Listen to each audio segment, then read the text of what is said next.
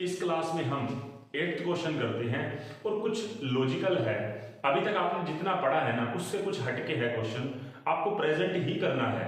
लेकिन आपने 7th question तक जो आपने 6th और 7th क्वेश्चन किया था वो भी आपकी प्रेजेंटेशन का ही पार्ट था, लेकिन यहाँ पे आपको थोड़ी कंफ्यूजन रहेगी और इसीलिए आपको इस क्वेश्चन को थोड़ा ध्यान से समझना है। ठीक है, देखो एक बार मैं स्टेटमेंट पढ़ रहा हूँ। सबसे पहले बैलेंस दे रखे हमें 1 अप्रैल 2020 को 75,000 10% डिबेंचर्स हैं ऑफ ₹100 ईच। 100 रुपए का एक है, 75,000 इंटू 100 मतलब 75 लाख रुपए का। और जिसको रिडीम करना है हमने 3 इक्वल इंस्टॉलमेंट में, जिसकी स्टार्टिंग होनी है 1 जनवरी 2021 से। ठीक है, मतलब आपके 1 अप्रैल 2020 का बैलेंस दे रखा है और इनको 3 इंस्टॉलमेंट में हमने क्या करना है, रीपे करना है, मतलब रिडीम करना है। जिसमें से पहला हिस्सा जो है वो कब होगा, 1 जनवरी 21 को, उसके बाद बात करते हैं। फिर 12% लोन भी है, बैंक से ले रखा है, जिसको पेमेंट करना है 4 साल बाद। अभी तो कोई पेमेंट ही नहीं है। इंटरेस्ट ऑन डिबेंचर्स या बैंक लोन, दोनों के ऊपर कोई इंटरेस्ट अभी तक हमने पे ही नहीं किया। हमें क्या करना है, you are required to show the above items in companies balance sheet as on 31 March 2021। ठीक है, अब आप ध्यान से सुने। देखो सबसे पहले मैं ओपनिंग बैलेंस तो लिख दूं जो आपका करंट ईयर है, प्रीवियस ईयर है। अगर मैं 2021 की बना रहा हूं तो ये 21 है, ये 20 है। सबसे पहले तो मैं 20 का बैलेंस लिख लूं। 20 के बैलेंस में लॉन्ग टर्म बोरोइंग्स है हमारे पास। सबसे पहले मैं लिखूंगा यहां पे नॉन करंट लायबिलिटीज। अब आप कहेंगे कि सबसे पहले तो शेयर होल्डर फंड होता है, लेकिन हमें उसकी इंफॉर्मेशन तो दी हो, हमें तो एक्सट्रैक्ट बनाना है, तो मैं यही से स्टार्ट कर देता हूं बस। इसके अंदर भी मैं क्या करूंगा, लॉन्ग टर्म बोरोइंग्स। अब लॉन्ग टर्म बोरोइंग्स के लिए भी मुझे क्या है, नोट्स टू अकाउंट्स बनाना पड़ेगा, लेकिन वो इसके लिए नहीं। इसके लिए तो मैं सीधा टोटल लिखूंगा कितना, 75 लाख एक और 30 लाख एक, मतलब टोटल कितना हो गया, 1 करोड़ 5 लाख रुपए। मैं सीधा लिख देता हूं इसका, तो 1 करोड़ 5 लाख रुपए। थोड़ा इसका स्पेस देखना पड़ेगा, 1 करोड़। ठीक है, तो 1 करोड़ 5 लाख रुपए हमारा क्या हो गया, लॉन्ग टर्म बोरिंग्स ओपनिंग। इसके लिए ज्यादा नोट्स बनाने की जरूरत नहीं। अब आते हैं क्लोजिंग में। क्लोजिंग में देखो क्या कह रहा है कि ना 75,000 डिबेंचर्स है। मैं आपसे ना ये करने से पहले, नोट्स करने से पहले, हालांकि किसका है नोट्स, लॉन्ग टर्म बोरोइंग्स का। अब आप ध्यान से देखना क्या कह रखा है कि जिसमें से पहला 1/3 हिस्सा, टोटल कितने हैं हमारे 75 लाख, इसमें 1/3 हिस्सा 1 जनवरी 21 को रिडीम होना है। अगर मैं यहां पे लिखूं 1/4/20, 31/3/21, 31/3/22 और 31/3/23। ठीक है, पहला रिडम्पशन यहां पे होना है 1 जनवरी 21 को, पहला रिडम्पशन मतलब 25 लाख रुपए। उसके बाद अगला रिडम्पशन यहां पे होना है 1/1/22 को। फिर अगला रिडम्पशन यहां पे होना है 1/1/23 को। ठीक है, समझे बात को। यहां पे रिडीम हो जाएंगे 25 लाख रुपए, फिर 25 लाख यहां पे, फिर 25 लाख यहां पे। मैं आपसे पूछना चाहता हूं, ध्यान से समझने की बात है ये, 31/3/21 के दिन आपकी बोरोइंग रह कितनी गई, सोचो। क्योंकि जो 75 लाख यहां पे थी ना, 25 तो उतर गए होंगे, साल के बीच में 25 लाख तो उतर गए होंगे। हमें तो बैलेंस लिखना है ना, उतरने की कितने पेमेंट की उसकी एंट्री थोड़ी ना करनी है हमने, समझे बात को। तो 25 लाख तो गए, अब यहां पे रह गए 50 लाख रुपए। फिर यहां पे 25 लाख उतरे होंगे, फिर यहां पे रह जाएंगे 25 लाख रुपए, फिर यहां पे 25 लाख भी उतर जाएंगे, यहां पे नील हो जाएगा। बात ये आती है आप बना किस दिन कर रहे हैं, ऐसे तो मैं लिखता ही जाऊंगा। हम इस दिन की बात कर रहे हैं, इस दिन बताओ कितना उधार है, 50 लाख रुपया। ठीक है, ये 25 तो यहां पे 21 उतर जाएंगे और मुझे 21 के दिन बैलेंस बताना है। बिल्कुल ठीक बात है, 50 लाख रुपए, इस पे कोई डाउट मत रखना। अब आगे करते हैं बात। इस 50 लाख रुपए में से मैं लॉन्ग टर्म बोरोइंग्स में लिख दूं क्या, कितने डिबेंचर्स हैं, कितना रेट है, 10% डिबेंचर्स 50 लाख रुपए के, ऑफ रुपीज जो भी हैं 100 ईच, 50 लाख रुपए। नहीं, अभी भी सोचना है, क्या सोचना है वो भी सोचो आप। देखो एक बात को समझे, अभी तक आप मेरे से जितना पढ़ के आए हैं, आपको एक चीज पता होनी चाहिए, करंट लायबिलिटी किसको बोलते हैं, जो विद इन 12 मंथ्स पे हो जाएगी, बोलते हैं ना। ठीक है, आपका आंसर मेरे को आवाज आ गई वैसे। देखो 31/3/21 के दिन 50 लाख जो है ना, उसमें से विद इन 12 मंथ कितने पे हो जाने हैं, 12 महीने के भीतर भीतर, ये वाले, ये तो आपके पता है किसमें चले जाएंगे, अदर करंट लाइबिलिटी के अंदर, क्योंकि ये यहां पे देखो ना, यहां पे आंख लगाओ आगे, यहां पे आपकी आंख देख रही है, आगे कब पे करना है जी इस 50 लाख को, कह रहे हैं कि इसमें से एक हिस्सा और 25 लाख रुपए पे करना है 9 महीने बाद, विद इन 12 मंथ है, मतलब ये 25 लाख क्या है हमारे लिए, करंट लाइबिलिटी है।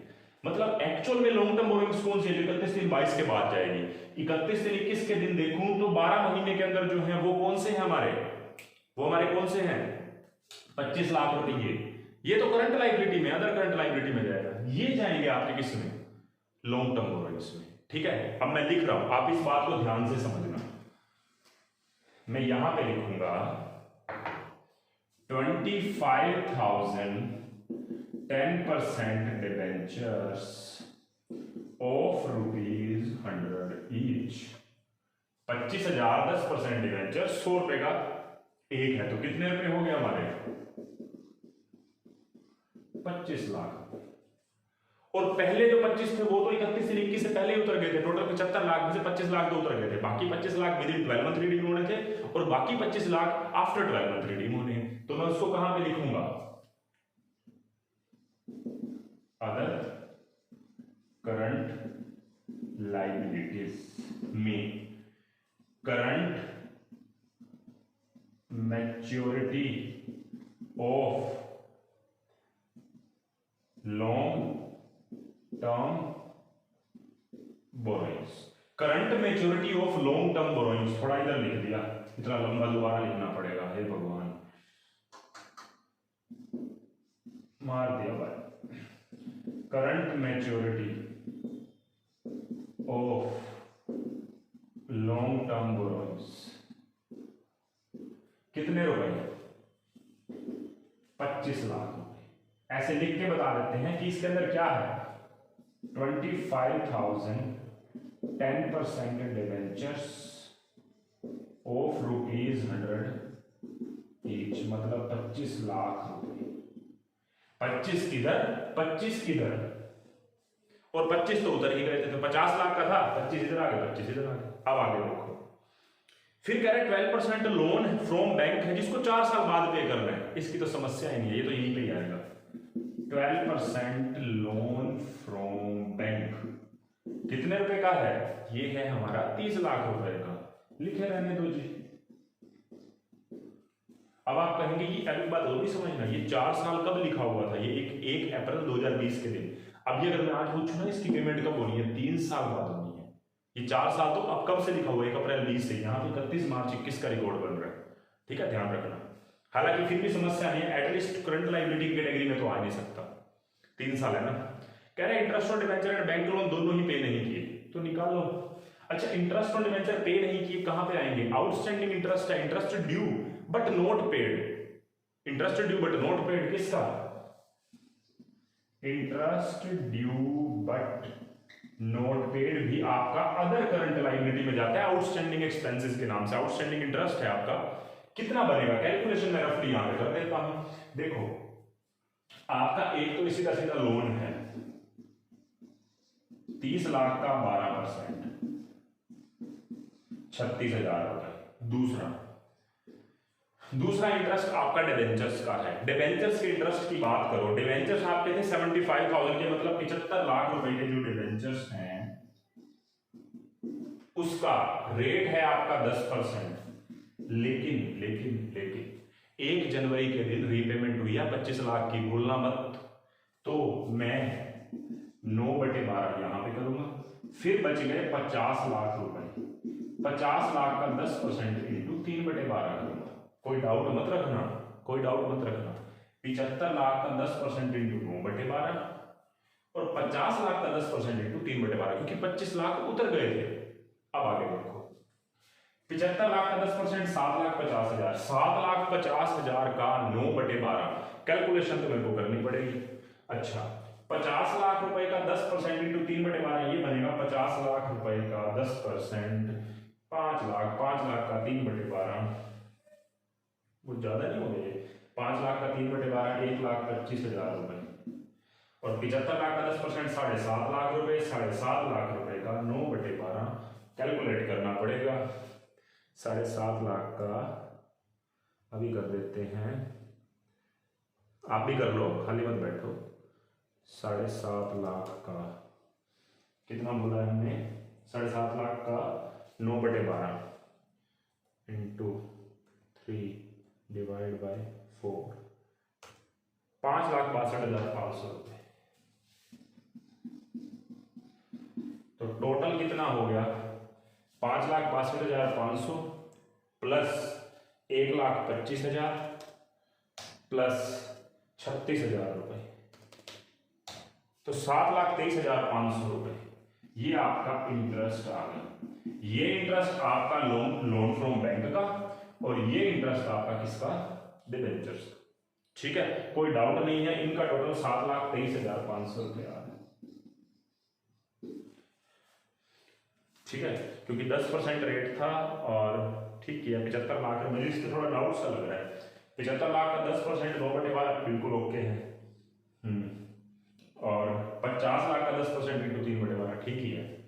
ठीक है, और 30 लाख का 12% पूरे साल का 36। ठीक है, तो देखो मैंने आपको फर्स्ट केस करवाया है, बिल्कुल सिंपल था, बात को आपको समझ लिया। अब इसको मेरे को क्या करना है, 25 लाख प्लस 30, 55 लाख रुपए आपने दिखाने हैं यहाँ पे नोट नंबर 1 में, 55 लाख रुपए। इसके अलावा मैं इसको रब कर रहा हूं, आपने नोट करना है तो कर लो। अब मुझे एक नोट और बनाना है, किसका, नॉन करंट लायबिलिटी के बाद आती है करंट लायबिलिटी, करंट लायबिलिटीज। तो करंट लायबिलिटीज में हमारे पास क्या आएगी, करंट लायबिलिटीज में हमारे पास आएगी other current liabilities. Other current liabilities के अंदर मैंने लिखा कि current maturity of long term borrowings कितना, ये तो इसी के अंदर था। ये इंटरेस्ट ड्यू, ये अलग है, कहीं इसमें मिक्स मत कर देना। Interest due but note paid है 7,23,500, टोटल है 25 और 7 32,23,500 रुपए। 7,23,500 प्लस 25 तो 32,23,500 रुपए। नोट नंबर 2 32,23,500 रुपए। ओपनिंग के बारे में हमें कोई इंफॉर्मेशन है ही नहीं। ठीक है, तो कोई मुश्किल नहीं था, बिल्कुल भी मुश्किल नहीं था। ठीक है, अब नेक्स्ट, इसके बाद जो इसका नेक्स्ट पार्ट है उसके ऊपर बात करते हैं। देखो नेक्स्ट पार्ट में क्या कह रखा है, कह रखा है कि बैलेंस 1 अप्रैल को मुझे दे रखा है, एक तो 25,000 10% डिवेंचर है, 100 रुपए का एक है 25 लाख रुपए। इसके बारे में कुछ नहीं बोल रखा, मतलब ये तो पक्का लॉन्ग टर्म बोरोइंग्स है। मैं लिख देता हूं, इसको मैं रब कर रहा हूं, ये फर्स्ट पार्ट को मैं सेकंड पार्ट लिख रहा हूं, ये सेकंड है, फर्स्ट को मैं रब कर रहा हूं, ये मैं अब यहां से कर दूंगा रब। अब क्योंकि आपको दोबारा से नया केस समझाना है। ठीक है,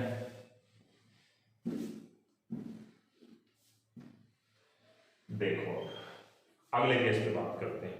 25,000 10% डिवेंचर है, 100 का एक है, ये तो मैं ऐसे लिख देता हूं, 25,000 10% डिवेंचर्स ऑफ ₹100 ईच।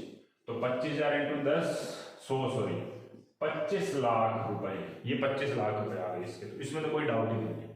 उसके बाद 50,000 9% डिवेंचर है, 100 रुपए का एक है, 1 अप्रैल 2020 के दिन कह रहा है कि रिडम्पशन करना है इसका।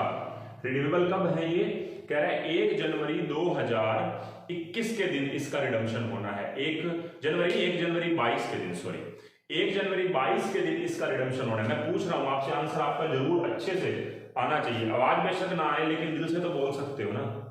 ठीक है, अपने आप को तो तसल्ली दो, मेरे को तो ना दो। ठीक है, आप सुनना बात को। आप किस दिन, कह रहा है कि 50,000 9% डिवेंचर है, इसका रिडम्पशन होना है 1 जनवरी 2022 को। मैं यहां एक बार करके बता देता हूं, 31/3/2021 के दिन आप चेक कर रहे हो कि 1 जनवरी 2022 के दिन और 31/3/22, 1 जनवरी 2022 इस दिन रिडम्पशन होना है।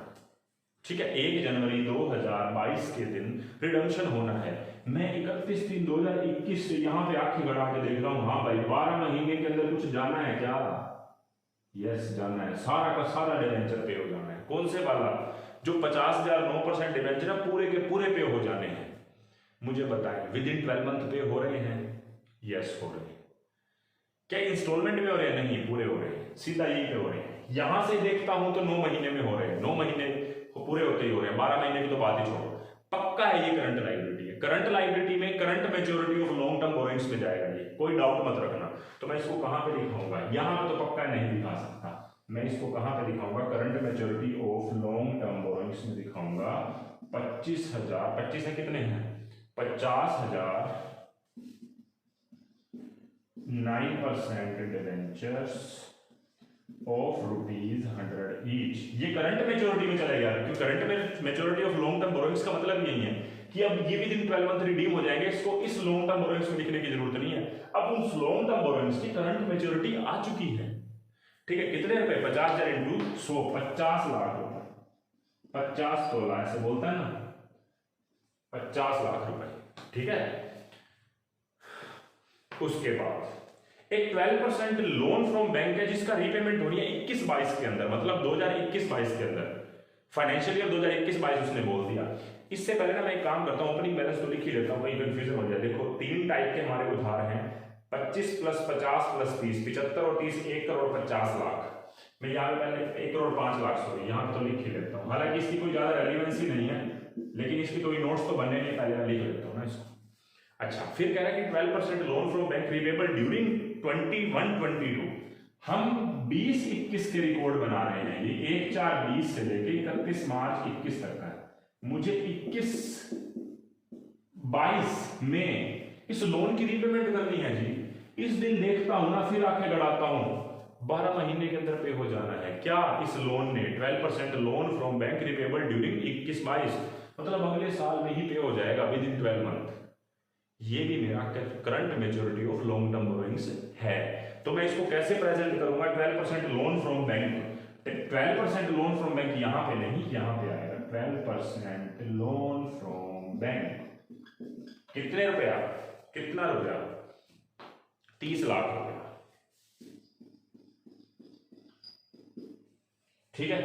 अब आगे देखो क्या कह रहा है, कह रहा है half year interest on bank loan has not been paid. बाकी इंटरेस्ट सारा पे कर दिया, सिर्फ हाफ ईयर इंटरेस्ट हमने पे नहीं किया, किसके ऊपर? लोन फ्रॉम बैंक से। तो आप देखें आपका लोन है कितने का? 30 लाख का। 30 लाख का हाफ कितना बनता है? Interest due but not paid.